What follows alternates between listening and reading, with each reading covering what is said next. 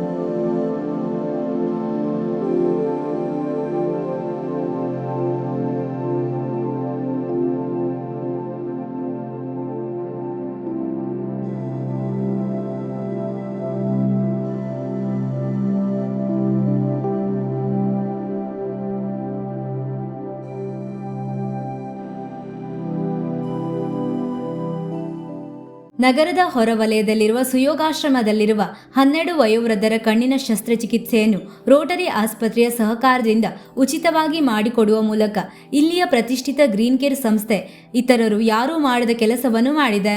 ತೀರಾ ಅನಿವಾರ್ಯವಿದ್ದ ವಯೋವೃದ್ಧರ ಕಣ್ಣಿನ ಶಸ್ತ್ರಚಿಕಿತ್ಸೆಯನ್ನು green care ಸಂಸ್ಥೆ ಉಚಿತವಾಗಿ ಮಾಡಿಕೊಟ್ಟಿದ್ದು, ಜೊತೆಗೆ ಒಂದು ಹಂತದವರೆಗೆ ಅವರ ಆರೋಗ್ಯದ ಕಾಳಜಿಯನ್ನು ತೆಗೆದುಕೊಂಡಿರುವುದು ಗ್ರೀನ್ ಕೇರ್ ಸಂಸ್ಥೆಯ ಸಾಮಾಜಿಕ ಹೊಣೆಗಾರಿಕೆ ಹಾಗೂ ಬದ್ಧತೆಗೆ ಹಿಡಿದ ಕೈಗನ್ನಡಿಯಾಗಿದೆ.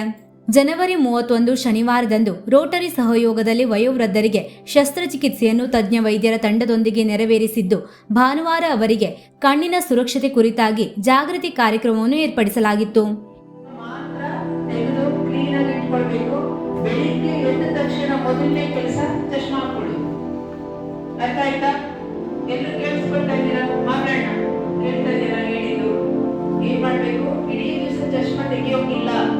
ಕೆಳಗಿಳಿಸಿ ನೋಡುದು, ಮೇಲೆ ಏರಿಸುದು ಇಲ್ಲ. ಹೆಂಗಿದೆ ನೀವು ಕೂರ್ಸ್ಕೊಂಡು ಹೀಗೆ ಇರ್ಬೇಕು ಚಶ್ಮಾ. ಅರ್ಥ ಆಯ್ತಲ್ಲ? ಒಂದೇದು. ಎರಡನೇದು ತಲೆಗೆ ಮತ್ತೆ ಯಾವ ಕುಂಕುಮ ಅಥವಾ ಭಸ್ಮ ಹಚ್ಕೊಳ್ಳೋದು ಮಾಡಬಾರ್ದು. ಕಣ್ಣಲ್ಲಿ ಉಗುರು ಬೀಳ್ತದೆ, ಬೇಡ. ಇನ್ನೊಂದು ಬೇರೆ ಯಾವ ಕುಂಕುಮ ಭಸ್ಮ ಹಚ್ಕೊಳ್ಳಿಕ್ಕೆ ಹೋಗ್ಬೇಡಿ. ಇನ್ನೊಂದು ಧೂಳಲ್ಲಿ ಹೋಗ್ಬಾರ್ದು. ಹೊರಗಡೆ ಓಡಾಡಬೇಡಿ 1 ತಿಂಗಳು. ನಿಮ್ ಕಾರಿಡಾರ್ ಅಷ್ಟೇ, ಅಂಗಳಕ್ಕೆ ಬರೋಂಗಿಲ್ಲ ಯಾರು. ನೀವು ಯಾರು ನನ್ನ ಅಂಗಳದಲ್ಲಿ ನೋಡ್ಬಾರ್ದು. ಅರ್ಥ ಆಯ್ತಾ? ಆಮೇಲೆ ಈ ದೊಡ್ಡ ಇದ್ದ ಗಟ್ಟಿ ಇರೋದು, ಬೋರು ಜಗಿಯೋದು ಬಾಯಲ್ಲಿ ನಮ್ಮಲ್ಲಿ ಆ ತರ ಇರೋದಿಲ್ಲ. ಅಂದ್ರೆ ನಾನು ಹೇಳಿಟ್ಬಿಟ್ಟೆ, ನಾನು ಮೆತ್ತಿಗೆ ಬೇಯಿಸ್ತೇವೆ, ಬೋಳು ಮೆತ್ತಿಗೆ ಇರ್ತದೆ, ಆದ್ರೆ ಅದನ್ನ ಲಕ್ಷ್ಯದಲ್ಲಿ ಇಟ್ಕೊಳ್ಳಿ ಅಂತ. ಇನ್ನೊಂದು, ನೀವು ಮುಖನ ಉಜ್ಜಿ ತೊಳ್ಕೊಳ್ಬಾರ್ದು. ಕಣ್ಣಿಗೆ ನೀರ್ ಹಾಕ್ಬಾರ್ದು ದಿನಾಲು. ಕೇಳಿಸ್ತಾ ಇದೆಯಲ್ಲ ನಾನು ಹೇಳಿದ್ದು? ಮುಖಕ್ಕೆ ನೀರ್ ಹಾಕ್ಬಾರ್ದು. ಒಂದು ಒದ್ದೆ ಬಟ್ಟೆ, ಬಿಸಿ ನೀರಲ್ಲಿ ಸ್ವಚ್ಛವಾಗಿರೋ ಬಟ್ಟೆ, ಮತ್ತೆ ಎಂತೆಂತದೋ ನೆಲ ಒರೆಸೋ ಬಟ್ಟೆ ತೆಗೆದುಕೊಂಡು ಮಾಡ್ಕೊಳ್ಬೇಡಿ. ಮತ್ತೆ ಎಣ್ಣೆ ಹಾಕೊಂಡ್ರೆ ಏನಾಗ್ತದೆ, ಸ್ವಲ್ಪ ತಲೆ ಜಿಡ್ರಿಗಾಗಿ ತರಸ್ನಾನ ಮಾಡುವಂತ ಪ್ರೊಸೀಜರ್ ಬರ್ತದೆ. ಮೈ ಸ್ನಾನ ಮಾಡೋದು ಏನು ತೊಂದರೆ ಇಲ್ಲ. ತಲೆಗೆ ಸ್ವಲ್ಪ ಸ್ನಾನ ಮಾಡಿ ಕೊಡ್ಬೇಡಿ. ಮತ್ತೆ ಕುಂಕುಮ ಎಲ್ಲ ಇಟ್ಕೊಳ್ಳಿಕ್ಕೆ ಹೋಗ್ಬೇಡಿ. ದೇವಸ್ಥಾನಕ್ಕೆ ಬರ್ತೀರಿ, ಕೆಲವು ಕುಂಕುಮ ಕೊಡ್ತಾರೆ, ಕುಂಕುಮ ಧರಿಸೋಂಗಿಲ್ಲ.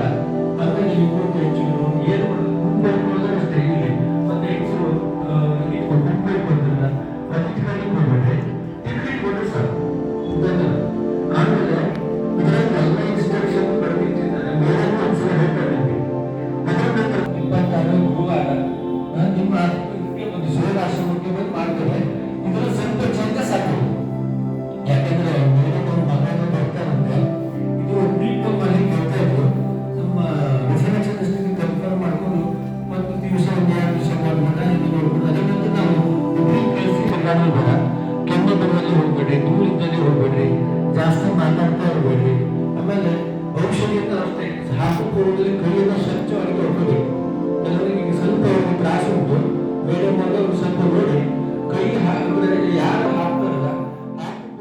ಕಾರ್ಯಕ್ರಮಕ್ಕೆ ಮುಖ್ಯ ಅತಿಥಿಗಳಾಗಿ ಆಗಮಿಸಿದ್ದ ಕಾಲೇಜಿನ ನಿವೃತ್ತ ಪ್ರಾಂಶುಪಾಲ ಡಾಕ್ಟರ್ ಆರ್.ಜಿ. ಹೆಗಡೆ ಮಾತನಾಡಿ, ಸಮಾಜಕ್ಕೆ ಗ್ರೀನ್ ಕೇರ್ನಂತಹ ಸಂಸ್ಥೆಗಳ ಅವಶ್ಯಕತೆ ಇಂದು ಎದ್ದು ಕಾಣುತ್ತದೆ. ಸ್ವಾರ್ಥ ವಿಚಾರವಿಲ್ಲದೆ ಪರರ ಹಿತಕ್ಕಾಗಿ ಶ್ರಮಿಸುವ ಇಂತಹ ಸ್ವಯಂ ಸೇವಾ ಸಂಸ್ಥೆಗಳು ನಾಡಿಗೆ ಮಾದರಿಯಾಗಲಿ ಎಂದು ಗ್ರೀನ್ ಕೇರ್ ಸಂಸ್ಥೆಯ ಕಾರ್ಯವನ್ನು ಶ್ಲಾಘಿಸಿದರು. ಹಿರಿಯ ಪತ್ರಕರ್ತ ಅಶೋಕ್ ಹಾಸ್ಯಗಾರ್ ಮಾತನಾಡಿ, ದೃಷ್ಟಿ ಇಲ್ಲದಂತಿದ್ದ ವೃದ್ಧರ ಪಾಲಿಗೆ ಗ್ರೀನ್ ಕೇರ್ ಸಂಸ್ಥೆ ದೇವರಂತೆ ಕಾಣುತ್ತಿದೆ. ಇಲ್ಲಿ ಹೇಳಿರುವ ಸುರಕ್ಷಾ ಕ್ರಮಗಳನ್ನು ಚಿಕಿತ್ಸೆ ಪಡೆದುಕೊಂಡುವವರು ತಪ್ಪದೇ ಪಾಲಿಸಬೇಕು. ಆಗ ಮಾತ್ರ ಸಂಸ್ಥೆಯವರು ಹಾಕಿರುವ ಶ್ರಮ ಯಶಸ್ಸು ಕಾಣುತ್ತದೆ ಎಂದರು. ಸುಯೋಗಾಶ್ರಮದ ಮುಖ್ಯಸ್ಥೆ ಲತಿಕಾ ಭಟ್ ಮಾತನಾಡಿ, ನಾವು ನಮ್ಮ ಆಶ್ರಮದ ಈ ವೃದ್ಧರ ನೇತ್ರ ಶಸ್ತ್ರಚಿಕಿತ್ಸೆಗಾಗಿ ಕಳೆದ 1 ವರ್ಷದಿಂದ ಅನೇಕರ ಸಹಕಾರವನ್ನು ಕೋರಿದೆವು. ಆದರೆ ಯಾರೂ ಮಾಡಲು ಮುಂದಾಗದ ಇಂತಹ ಪುಣ್ಯ ಕೆಲಸ ಗ್ರೀನ್ ಕೇರ್ ಸಂಸ್ಥೆಯಿಂದಾಗಿದೆ. ಇಂತಹ ಶ್ರೇಷ್ಠ ಕೆಲಸಗಳೇ ಸಂಸ್ಥೆಗಳ ಅಭಿವೃದ್ಧಿಗೆ ಕಾರಣ ಎಂದರು. ಗ್ರೀನ್ ಕೇರ್ ಸಂಸ್ಥೆಯ ಪ್ರಧಾನ ಕಾರ್ಯದರ್ಶಿ ಜಿತೇಂದ್ರ ಕುಮಾರ್ ತೊನ್ಸೆ ಮಾತನಾಡಿ, ನಾವು ಕೇವಲ ಮಾತನಾಡಬಾರದು, ಬದಲಾಗಿ ಸಮಾಜದಲ್ಲಿ ನಾವು ಮಾಡುವ ಕೆಲಸಗಳು ಮಾತನಾಡಬೇಕು. ಈ ನಿಟ್ಟಿನಲ್ಲಿ ನಿರ್ಗತಿಕರಿಗೆ ಉಚಿತವಾಗಿ ನೇತ್ರ ಚಿಕಿತ್ಸೆಯನ್ನು ಮಾಡಿಸಿಕೊಡುವ ಮೂಲಕ ನಮ್ಮ ಗ್ರೀನ್ ಕೇರ್ ಸಂಸ್ಥೆ ಇತರರಿಗಿಂತ ಭಿನ್ನವಾಗಿ ವಿಶಿಷ್ಟವಾಗಿ ನಿಲ್ಲುತ್ತದೆ. ನಮ್ಮ ಒಳ್ಳೆಯ ಕೆಲಸಕ್ಕೆ ಅಡ್ಡಗಾಲು ಹಾಕುವವರು ಒಬ್ಬರಿದ್ದರೆ, ಕೈ ಹಿಡಿದು ಜೊತೆಯಾಗಿ ಸಾಗುವವರು 100 ಜನರಿದ್ದಾರೆ. ಅದೇ ಕಾರಣಕ್ಕೆ ಇಂದು ಗ್ರೀನ್ ಕೇರ್ ಸಂಸ್ಥೆ ಬೆಳೆಯಲು ಸಾಧ್ಯವಾಗಿದೆ. ನಮ್ಮ ಜೊತೆಗೆ ಕೈ ಜೋಡಿಸಿದ ಸರ್ವರಿಗೂ ಕೃತಜ್ಞತೆ ಸಲ್ಲಿಸುವುದಾಗಿ ತಿಳಿಸಿದರು.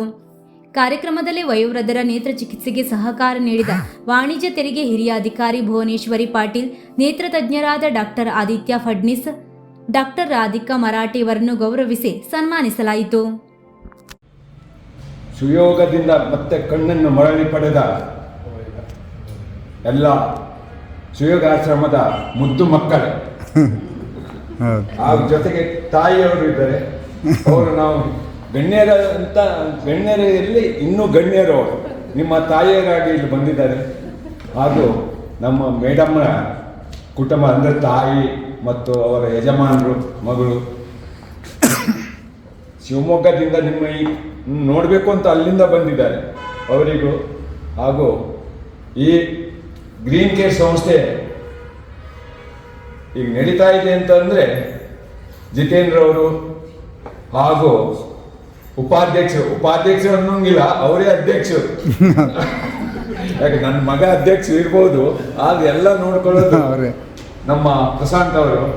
ಅವರಿಗೂ ಹಾಗೂ ಈ ಆಸ್ಪತ್ರೆ ಎಲ್ಲ ಸಿಬ್ಬಂದಿಯವರಿಗೂ ನಾನು ಹೇಳ್ತಾ, ಈ ಒಂದು ಕಾರ್ಯಕ್ರಮ ಇಷ್ಟು ಚೆನ್ನಾಗಿ ಇವರು ಇಷ್ಟು ಖರ್ಚು ಮಾಡಲಿಕ್ಕೆ ಕಾರಣ ಯಾವುದೋ ಒಂದು ಕಾರಣದ ಕೈ ಹಿಂದೆ ಇದೆ ಅನ್ನೋದಕ್ಕೆ ನಮ್ಮ ಡಾಕ್ಟ್ರು ಫಡ್ನೀಸ್ ಅವರನ್ನು ನೀವು ನೆನೆಸ್ಬೇಕು. ಇನ್ನೂ ನಮ್ಮ ಹಾಗೆ ಎಷ್ಟೋ ಮಂದಿಗೆ ನೀವು ಕಣ್ಣನ್ನು ಕೊಡಬೇಕು ಅಂತ ಅವರಿಗೆ ಆಶೀರ್ವಾದ ಮಾಡಿ. ಜೊತೆಗೆ ಅವ್ರಿಗೆ ಬೆನ್ನೆಲುವಾಗಿ ನಮ್ಮ ರಾಧಿಕಾ ಅವರು ನಮ್ಮ ಭಾಳ ಹತ್ತಿರದವರು. ನಾವು ಅವರಿಗೆ ಮೇಡಮ್ ಅಂತ ಅನ್ನೋದಿಲ್ಲ, ರಾಧಿಕಾ ಅಂತ ಕರೆಯೋದೆ, ಅಷ್ಟು ಹತ್ತಿರ ಸಂಬಂಧ ನಾವು ಅವರಿಗೂ. ಹಾಗೂ ಯಾಕೆಂದರೆ ಹಣ ಏನು ಅಂದರೆ ಈ ಸಂಸ್ಥೆ ಪಗಾರನಿಂದ ಅವ್ರಿಗೆ ಬಂದ ಪಗಾರು, ಅದರಿಂದ ಒಂದು 10, 15, 20% ಹಣವನ್ನು ಈ ಸಂಸ್ಥೆಗೆ ಹಾಕ್ಕೊಂಡು ಅವ್ರು ಇಂಥ ಕಾರ್ಯಕ್ರಮ ಎಲ್ಲ ಮಾಡ್ತಾ ಇದ್ದಾರೆ. ಮತ್ತು ನಮ್ಮ ಪ್ರಶಾಂತ್ ಅವರ ಬಿಸ್ನೆಸ್ನಲ್ಲಿ ಬಂದ ಲಾಭಾಂಶದಲ್ಲಿ ಒಂದು ಸ್ವಲ್ಪ ಈ ಸಂಸ್ಥೆಗೆ ಹಾಕಿ ಇದನ್ನು ನಡೆಸ್ತಾ ಇದ್ದಾರೆ. ಹಾಗಾಗಿ ಇದಕ್ಕೆ ಸರ್ಕಾರದಿಂದ ಯಾವುದೇ ಹಣ ಬಂದಿರುವುದಿಲ್ಲ. ಅಂಥದ್ರಲ್ಲಿ ಎಲ್ಲ ಕಾರ್ಯಕ್ರಮವನ್ನು ಇಷ್ಟು ಅಚ್ಚುಕಟ್ಟಾಗಿ ನಡೆಸ್ತಾ ಇದ್ದಾರೆ ಅವರು. ಅದು ಈ ಕಾರ್ಯಕ್ರಮ ಬಹಳ ದೊಡ್ಡದಾಗಿತ್ತು, ಇದಕ್ಕೆ ಲಕ್ಷಗಟ್ಟಲೆ ಹಣ ಬೇಕಿತ್ತು. ಅದಕ್ಕೆಲ್ಲ ಸೇರಿಸ್ಕೊಟ್ಟವರು ನಾವು ಹೇಳೋದಿಲ್ಲ. ಈಗ ನಮ್ಮ ಭುವನೇಶ್ವರಿ ಪಾಟೀಲ್ ಮೇಡಮ್ ಹಾಗೂ ಡಾಕ್ಟ್ರು ಪ್ರಶಾಂತ್ ಇವರೆಲ್ಲ ಕೊಟ್ಟಿರೋ ಸಲುವಾಗಿ ನೀವು ಕಳೆದುಕೊಂಡ ಕಣ್ಣನ್ನು ನಿಮ್ಮ ಸುಯೋಗದಿಂದ ಮತ್ತೆ ಪಡೆದು ಸುಯೋಗ ಆಸನಕ್ಕೆ ಮತ್ತೆ ವಾಪಸ್ ಹೋಗ್ತಾ ಇದ್ದೀರಾ. ಇಷ್ಟು ದಿನ ಕಾಣೋದು ನಾವು ಮುಂದೆ ಬಂದಿದ್ದು ನಾವು ಕಾಣೋದಿಲ್ಲ, ಈ ಕಾಣೋದಾಗಿದೆ. ಅದಕ್ಕೆಲ್ಲ ಕಾರಣ ದೇವರು, ನಿಮಗೆಲ್ಲ ದೇವರು. ಅಷ್ಟೆಲ್ಲ ವೆಲ್ ಕ್ವಾಲಿಫೈಡ್ ಇರುವಂತಹ ದಂಪತಿಗಳು ಇಬ್ಬರು ಸೇರಿ ಇವತ್ತು ದುಡ್ಡು ಮಾಡೋದಕ್ಕೆ ನಿಂತ್ಕೊಂಡಿದ್ರೆ ಅವರಿಗೆ ಬಹಳ ಇರಲಿಲ್ಲ, ಆದ್ರೆ ಸೇವೆ ಮಾಡಬೇಕು ಅಂತಾನೆ ರೋಟರಿ ಅಂತ ಸಂಸ್ಥೆಯಲ್ಲಿ ಅವರು ಸೇವೆ ಮಾಡ್ತಾ ಇದ್ದಾರೆ. ಅದು ನನಗೆ ಅರ್ಥ ಆಗ್ತಾ ಇದೆ. ನೋಡಿ, ಇದೆಲ್ಲ ನಿಮ್ಮ ಮಕ್ಕಳಿಗೆ ಆಶೀರ್ವಾದ ಸಿಗತ್ತೆ ಸರ್. ಅದು ಆ ಆಶೀರ್ವಾದ ಸದಾ ಹೀಗೆ ಇರಲಿ. ನಿಮ್ಮ ರಾಧಿಕಾ ಮರಾಠಿಯವರ ತಂದೆಯವರು ನನ್ನ ಅಜ್ಜಿ ಮತ್ತು ಅವರ ಬಹಳ ಒಂದು ಆತ್ಮೀಯ ಸಂಬಂಧ ಅವರಿಗೆ. ನನ್ನ ಅಜ್ಜಿ ಮನೆಯವರೊಟ್ಟಿಗೆ ಅಜ್ಜಿ ಅಂತಂದ್ರೆ ಅವರು ಮಾಡುವಂತಹ ತಾಯಿ ತರ ನೋಡ್ತಿದ್ರಂತೆ. ಯಾವಾಗ್ಲೂ ನನ್ಗೆ ಹೇಳೋರು ನಮ್ಮ ಅಜ್ಜಿ. ಎಲ್ಲೋ ಒಂದು ಅವಿನಾಭಾವ ಸಂಬಂಧ ನಿಮ್ಗೆ ಮತ್ತು ಸೊಸೈಟಿ ಮೇಲೆ ಆ ಕನ್ಸರ್ನ್ ನಿಮ್ಗೆ ನಿಮ್ ತಂದೆಯವರಿಂದನೂ ಬಂದಿದೆ. ಹಾಗೇನೆ ನಿಮ್ಮ ಪತಿಯವರು ಅದೇ ತರ ಇದ್ದಾರೆ. ಹಾಗಾಗಿ ನಿಮ್ಮ ಸಂಸಾರಕ್ಕೆ ಇವರೆಲ್ಲರ ಆಶೀರ್ವಾದ ಸದಾ ಇರಲಿ ಅಂತ ನಾನು ಆ ದೇವರ ಹತ್ರ ಕೇಳ್ಕೊತಾ ಇದ್ದೇನೆ. ಮತ್ತು ಗ್ರೀನ್ ಕೇರ್ನ ಇಂತಹ ಸಹಕಾರ ಸುಯೋಗಾಶ್ರಮದೊಟ್ಟಿಗೆ ಯಾವಾಗಲೂ ಇರುತ್ತೆ ಅನ್ನುವ ನಂಬಿಕೆ ನನಗೂ ಇದೆ. ಯಾಕಂತಂದ್ರೆ ನಾನು ಗ್ರೀನ್ ಕೇರಲ್ಲೂ ಇಲ್ಲ, ಸುಯೋಗಾಶ್ರಮದಲ್ಲೂ ಇಲ್ಲ. ಆದ್ರೆ ಗೊತ್ತಿಲ್ಲದೇನೆ ನಾನು ಇವೆಲ್ಲದರ ಭಾಗ ಆಗಿದ್ದೇನೆ. ಆದ್ರೆ ಪ್ರತಿ ಬಾರಿ ನಿಮ್ಮ ಹತ್ರ ನಾನು ಕೇಳ್ಕೊಳ್ಳೋದಿಷ್ಟೇ, ಅವರು ಹೇಳುವ ಮಾರ್ಗದರ್ಶನವನ್ನ ಚಾಚು ತಪ್ಪದೆ ಪಾಲಿಸಿ. ಮತ್ತೊಮ್ಮೆ ನಿಮಗೆ ಕಣ್ಣನ್ನ ಕೊಟ್ಟಿದ್ದಾರೆ ದೇವರು, ಅವಕಾಶ ಕೊಟ್ಟಿದ್ದಾರೆ. ಇನ್ನು 1 ತಿಂಗಳ ಕಾಲ ಅವರು ಬೈದು ಹೇಳಿದ್ರು ನಿಮ್ಮ ಒಳ್ಳೆಯದಕ್ಕೆ ಹೇಳ್ತಾರೆ. ದಯಮಾಡಿ ಆ ಮಾರ್ಗದರ್ಶನಗಳನ್ನೆಲ್ಲ ಪಾಲಿಸಿ ನಿಮ್ಮ ಈ ಕಣ್ಣುಗಳನ್ನ ನೀವು ಕಾಪಾಡಿಕೊಳ್ಳಿ. ಯಾಕಂದ್ರೆ ಬೆಳಕೇ ಇಲ್ಲ ಅಂತಂದ್ರೆ, ಕಣ್ಣು ಪೂರ್ತಿ ಕತ್ತಲಾಯ್ತು ಅಂತಂದ್ರೆ ಜಗತ್ತು ಎಷ್ಟು ಕಷ್ಟ ಅನ್ನೋದನ್ನ ನೀವು ಇದು ತನಕ ನೋಡಿದ್ದೀರಾ. ಆದರೆ ಎಲ್ಲೋ ದೇವರು ಮತ್ತೊಮ್ಮೆ ನಿಮ್ಗೆಲ್ಲ ಅವಕಾಶ ಮಾಡಿಕೊಟ್ಟಿದ್ದಾರೆ. ನೀವು ಯಾವತ್ತೂ ಭಯ ಪಡಬೇಡಿ. ನಿಮ್ಮ ಮಕ್ಕಳಾಗಿ ನಿಮ್ಮ ಜೊತೆಗೆ ನಾವಿದ್ದೇವೆ. ನಿಮ್ಮನ್ನ ಕಾಪಾಡಿಕೊಂಡು ಬರೋಕ್ಕೆ, ಜೋಪಾನ ಮಾಡೋದಕ್ಕೆ ಲತಿಕಕ್ಕ ಇದ್ದಾರೆ. ಬೇರೆ ಎಲ್ಲ ಸಹಕಾರಕ್ಕೆ ನಿಮ್ಮ ಮಕ್ಕಳಾಗಿ ನಾವಿದ್ದೇವೆ. ಜವಾಬ್ದಾರಿ ಅನ್ನೋದಕ್ಕಿಂತ ಇದನ್ನ ನಾವೆಲ್ಲ ಪ್ರೀತಿಯಿಂದ ಮಾಡ್ತೇವೆ. ಈ ಪ್ರೀತಿಗೆ ಯಾವತ್ತೂ ಬೆಲೆ ಕಟ್ಟಕ್ಕಾಗಲ್ಲ. ಹಾಗೆ ನಿಮ್ಮಗಳ ಆಶೀರ್ವಾದ ಲತಿಕಕ್ಕನ ಮೇಲೆ ಹೀಗೇ ಇರಲಿ. ಇನ್ನೂ ಸಾವಿರಾರು ಜನರನ್ನ ಅವರು ಪೋಷಿಸುವಂತಹ ಶಕ್ತಿಯನ್ನ ದೇವರು ಅವರಿಗೆ ಕೊಡಲಿ ಅಂತ ಹೇಳ್ತಾ, ಗ್ರೀನ್ ಕೇರ್ನ ಈ ಕೆಲಸ ಮತ್ತು ಇದಕ್ಕೆ ಬೆನ್ನೆಲುಬಾಗಿ ನಿಂತವರ ಪ್ರತಿಯೊಬ್ಬರಿಗೂ ಆ ದೇವರು ಆಯು ಆರೋಗ್ಯ ಭಾಗ್ಯವನ್ನು ಕೊಟ್ಟು ಅವರನ್ನ ಕಾಪಾಡಲಿ ಅಂತ ಕೇಳ್ತಾ, ಇದು ಮಾತನಾಡುವ ಹೊತ್ತಲ್ಲ, ಮಾತು ಏಕಶ್ಚಿತ, ಕೃತಿ ಮಾತ್ರ ಘನ. ನಾವು ಮಾಡಬೇಕಾಗಿರೋದು ಕೆಲಸ ಮಾತ್ರ. ಮಾತು ಆ ಕೆಲಸನೇ ಆಡಬೇಕು, ನಾವು ಏನೂ ಮಾತಾಡಬಾರ್ದು. ಆದರೆ ಇವತ್ತೇನೋ ಇದು ಫಂಕ್ಷನ್ನು ಅದು ಇದು ನನಗೇನೂ ಗೊತ್ತಿರಲಿಲ್ಲ, ದಯವಿಟ್ಟು ನೆನ್ನೆಗೆ ಮುಗಿಸ್ಕೊಂಡು ಬಿಡಿ ಅಂತ ಹೇಳಿದೆ. ಶಿವಮೊಗ್ಗದಿಂದ ಬರಬೇಕಾದ್ರೆ ನಿಮ್ಮ ಜೊತೆಗೆ ಒಂದಿಷ್ಟು ಮಾತಾಡಿ ನಿಮ್ಮನ್ನು ನೋಡ್ಬಿಟ್ಟು ನಾನು ಹೋಗಬೇಕು ಅಂತ ಬಂದವಳು. ಆದರೆ ಬರುವಾಗ ಮೇಲಿಂದ ಮೇಲೆ ಫೋನ್ ಬರೋದು ನೋಡಿ ಪ್ರಶಾಂತ್ ಅಣ್ಣನ ಕೇಳಿದೆ, ಯಾಕೆ ಇವತ್ತೇನು ಫಂಕ್ಷನ್ ಎಲ್ಲ ಇಟ್ಕೊಂಡಿದ್ದೀರಾ, ಇಟ್ಕೊಳ್ಬಾರ್ದಿತ್ತು ಅಂತ ಹೇಳಿದೆ ನಾನು. ಆದರೆ ನೋಡಿ, ಇಲ್ಲಿ ಇಬ್ರು ತಂದೆ ತಾಯಿ ಕೂತಿದ್ದಾರೆ. ನಿಜವಾಗ್ಲೂ ಅವರು ದೇವರ ಸ್ವರೂಪ. ಯಾಕಂದ್ರೆ ನಮ್ಗೆ ಗೊತ್ತಿರುವಂತೆ ಡಾಕ್ಟರ್ ಶ್ಯಾಮ್ ಅವರು ಎಷ್ಟು ರೋಗಿಗಳ ಸೇವೆಯನ್ನ ಮಾಡ್ತಾ ಇದ್ದಾರೆ. ಮಣಿಪಾಲ್ನ ಕಸ್ತೂರಬಾ ಹಾಸ್ಪಿಟಲ್ ಇಟ್ಟಾಗಿ ಅವರು ಇವತ್ತು ಎಷ್ಟು ಒಳ್ಳೆ ಕೆಲಸ ಮಾಡ್ತಾ ಇದ್ದಾರೆ ಅಂತಂದ್ರೆ ನಿಜ ನಮ್ಗೆಲ್ಲ ಅನ್ಸುತ್ತೆ. ಎಲ್ಲೋ ತಂದೆ ತಾಯಿಗಳು ಒಳ್ಳೆ ಮಾರ್ಗದರ್ಶನ ಹಾಕೊಟ್ರೆ ಮಕ್ಕಳು ಒಳ್ಳೆ ದಾರಿಲಿ ಇರ್ತಾರೆ. ತಮ್ಮ ತಂದೆ ತಾಯಿನಷ್ಟೇ ಅಲ್ಲ, ಉಳಿದವರೆಲ್ಲರೂ ತಮ್ಮ ತಂದೆ ತಾಯಿ ಅಂತ ನೋಡ್ಕೊಳ್ಳುವಷ್ಟು ಒಳ್ಳೆ ಮನಸ್ಸನ್ನ ಪಡಿತಾರೆ ಅಂತ ಹೇಳ್ತಾ, ನನ್ನ ತಾಯಿನೂ ಇವತ್ತು ಈ ಪ್ರೋಗ್ರಾಮ್ ಬಂದಿದ್ದಾರೆ. ಎಲ್ಲೋ ಒಂದ್ ಕಡೆಗೆ ನಾವು ಏನೋ ಸಮಾಜಕ್ಕೆ ಕೊಡ್ತಿದೀವಿ ಅಂತಂದ್ರೆ ಅವರೆಲ್ಲ ಹಾಕೊಟ್ಟ ಮಾರ್ಗದರ್ಶನ. ಮತ್ತು ನನ್ನ ಗಂಡನೂ ಇವತ್ತು ಅಲ್ಲಿಂದ ನನ್ನನ್ನು ಕರ್ಕೊಂಡು ಬಂದಿದ್ದಾರೆ. ಹೀಗೆ ನನ್ನ ಮಗಳು, ಗಂಡ, ಅಮ್ಮ, ಹೀಗೆ ಒಂದು ಕುಟುಂಬದ ಎಲ್ಲರ ಸಹಕಾರದಿಂದ ಈ ಸಮಾಜ ಎಂಬ ಈ ಒಂದು ದೇಶದ ಕುಟುಂಬ ಚೆನ್ನಾಗಿರೋದಕ್ಕೆ ಸಾಧ್ಯ ಆಗತ್ತೆ. ಹಾಗೆ ಬದಲಾವಣೆ ಎಲ್ಲಿಂದ ಸಾಧ್ಯ ಆಗತ್ತೆ ಅಂದ್ರೆ ಮೊದಲು ನಮ್ಮ ಮನಸ್ಸಿಂದ, ನಮ್ಮ ಮನೆಯಿಂದ ಬದಲಾವಣೆಯನ್ನ ಸ್ಟಾರ್ಟ್ ಮಾಡಬೇಕು. We must be the pioneer ಅಂತ ಹೇಳ್ತಾರೆ. Man can be honoured for his wisdom but love for his kindness. ಯಾವಾಗ್ಲೂ ಬುದ್ಧಿವಂತರಾಗೇ ಇದ್ದು ಗೌರವ ಪಡ್ಕೊಳ್ಳೋದಕ್ಕಿಂತ ಕರುಣಾಳುವಾಗಿ ಪ್ರೀತಿ ಗಳಿಸೋಣ, ಅದೇ ಬಹುದೊಡ್ಡ ಆಸ್ತಿ ಅಂತ ಹೇಳ್ತಾ, ನೀವೆಲ್ಲ ಏನ್ ಮಾಡಿ, ದಿನಾ ಸಂಜೆಗೆ ರಾಮ ಜಪ ಮಾಡಿ, ನಿಮ್ಗೆ ಯಾವ ದೇವರು ಇಷ್ಟನೋ ಆ ಜಪ ಮಾಡಿ, ಅವರ ಇನ್ಸ್ಟ್ರಕ್ಷನ್ಗಳನ್ನ ಫಾಲೋ ಮಾಡಿ. ಹಾಗೇನೆ ನಿಮ್ಮ ಕಣ್ಣುಗಳನ್ನ ಮತ್ತೊಮ್ಮೆ ಜಾಗೃತಿ ಮಾಡ್ಕೊಳ್ಳಿ. ಹಾಗೆ ನಿಮ್ಮ ಆರೋಗ್ಯವನ್ನ ಜಾಗೃತಿ ಮಾಡ್ಕೊಳ್ಳಿ. ನೀವು ಆರೋಗ್ಯವಾಗಿದ್ರೆ ನಾವೆಲ್ಲ ಆರೋಗ್ಯವಾಗಿರ್ತೀವಿ ಅಂತ ಹೇಳ್ತಾ, ಮತ್ತೊಮ್ಮೆ ನಿಮ್ಗೆಲ್ಲಾರು ದೇವರು ಒಳ್ಳೇದು ಮಾಡಲಿ. ನಿಮ್ಮ ಆಶೀರ್ವಾದ ಗ್ರೀನ್ ಕೇರ್ ಮೇಲೆ ಯಾವಾಗ್ಲೂ ಇರಲಿ. ಯಾಕಂದ್ರೆ ನಾವೆಲ್ಲ ಏಕಶ್ಚಿತ, ಅವ್ರು ತುಂಬಾ ಕೆಲಸ ಮಾಡ್ತಾರೆ, ಅವ್ರಿಗೆ ಆಶೀರ್ವಾದ ಮಾಡಿ ಅಂತ ಹೇಳ್ತಾ ನನ್ನ ಮಾತಿಗೆ ವಿರಾಮ ಹೇಳ್ತೇನೆ. ನಮಸ್ಕಾರ. ನಮ್ಮ ಗ್ರೀನ್ ಕೇರ್ ಸಂಸ್ಥೆಯಿಂದ ನಮಗೆ ಚೆನ್ನಾಗಿ ನೋಡಿಕೊಂಡ್ರು ಮತ್ತು ನಮ್ಮ ಆಶ್ರಮದಿಂದನೂ ನಮ್ಮ ಮೇಡಮ್ ಚೆನ್ನಾಗಿ ನೋಡ್ಕೊಂಡಿದ್ದಾರೆ. ಯಾವುದೇ ಸಮಸ್ಯೆಗೂ ತಾಯಿ ಇಲ್ಲ ಅಂತೇಳಿ ಅನ್ನಿಸ್ಲಿಲ್ಲ. ಅವರು ತಾಯಿಗಿಂತಲೂ ನಮಗೆ ಚೆನ್ನಾಗಿ ಮಾಡೋ ಹಾಗೆ ನೋಡ್ಕೊಳ್ತಾ ಇದ್ದಾರೆ. ಹಾಗಾಗಿ ನಿನ್ನೆನೂ ನಮ್ಮ ರಾತ್ರಿ ಆಪ್ರೇಷನ್ ಮಾಡಿ ಎಲ್ಲರನ್ನೂ ಚೆನ್ನಾಗಿ ನೋಡಿ ಊಟ ಉಪಚಾರ ಎಲ್ಲ ಚೆನ್ನಾಗಿ ನೋಡ್ಕೊಂಡಿದ್ದಾರೆ. ಅವರೆಲ್ಲರಿಗೂ ನಮ್ಮ ಸಂಸ್ಥೆಯಿಂದ ನಮ್ಮ ಆಶ್ರಮದಿಂದ ನಮಸ್ಕಾರ ಅಂತ ಹೇಳ್ತಾ ಇದ್ದೇನೆ ನಾನು.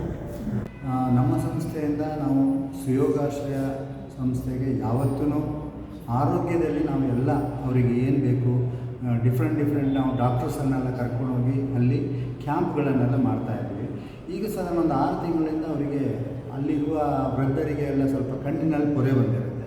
ಸಾಮಾನ್ಯವಾಗಿ 50 ವರ್ಷ ಆದಮೇಲೆ ಪೊರೆ ಬರೋದು ಸಾಮಾನ್ಯ, ಹಾಗಾಗಿ ಅವರಿಗೆ ಬಂದಿತ್ತು.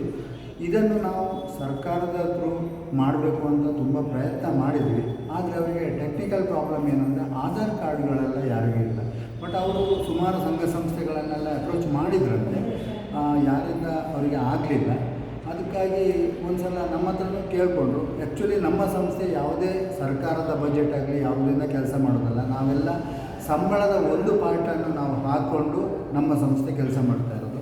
ಇದೇ ಥರ ನಾವೆಲ್ಲ ಒಂದು ಪ್ರಯತ್ನ ಪಟ್ಟಾಗ ನಮಗೆ ಈ ಸಂದರ್ಭದಲ್ಲಿ ನಮ್ಮ ವಾಣಿಜ್ಯ ಇಲಾಖೆಯ ಒಬ್ಬರು ಅಧಿಕಾರಿ ಭುವನೇಶ್ವರಿ ಪಾಟೀಲ್ ಅವರು ನಮ್ಮೊಟ್ಟಿಗೆ ಸೇರಿಕೊಂಡು ಇದನ್ನು ಯಾಕೆ ನಾವೆಲ್ಲ ಒಟ್ಟು ಸೇರಿ ಮಾಡಬಾರ್ದು ಅಂತ ಒಂದು ಐಡಿಯಾ ಕೊಟ್ಟರು. ಹಾಗಾಗಿ ಅವರ ಐಡಿಯಾದ ಪ್ರಕಾರ ನಾವೆಲ್ಲರೂ ಸೇರಿ ಒಂದಿನ ಪ್ಲ್ಯಾನ್ ಮಾಡಿಕೊಂಡು ಇದನ್ನು ಮಾಡಿ ಈಗ ಇವತ್ತು ಈ ಎಲ್ಲ ಒಂದು ಶಸ್ತ್ರಚಿಕಿತ್ಸೆ ಕಾರ್ಯಕ್ರಮವನ್ನು ಸಂತೋಷದಿಂದ ಮುಗಿಸಿಕೊಟ್ಟಿದ್ದೇವೆ. ಆದರೆ ನಮಗೆ ತುಂಬ ಖುಷಿ ಇದೆ. ದಯಮಾಡಿ ನಾವು ಎಲ್ಲರೂ ಯಾರ್ಯಾರು ಸಮಾಜದಲ್ಲಿ ಒಳ್ಳೆ ಕೆಲಸ ಮಾಡೋಣ ಅಂತ ನಾನು ಈ ಸಂದರ್ಭದಲ್ಲಿ ಹೇಳಲಿಕ್ಕೆ ಇಷ್ಟಪಡ್ತೇನೆ. ನಮ್ಮ ಸುಯೋಗಾಶ್ರಮ ಇದು ವೃದ್ಧಾಶ್ರಮ. ಈ ವೃದ್ಧಾಶ್ರಮದಲ್ಲಿ ನಾವು 1 ವರ್ಷದಿಂದ ಕಣ್ಣಿನ ತಪಾಸಣೆ ಮತ್ತು ಅವರಿಗೆ ಕಣ್ಣಿನ ಶಸ್ತ್ರಚಿಕಿತ್ಸೆ ಮಾಡಿಸ್ಬೇಕು ಅಂಥೇಳಿ ಪ್ರಯತ್ನ ಮಾಡ್ತಾಯಿದ್ವಿ.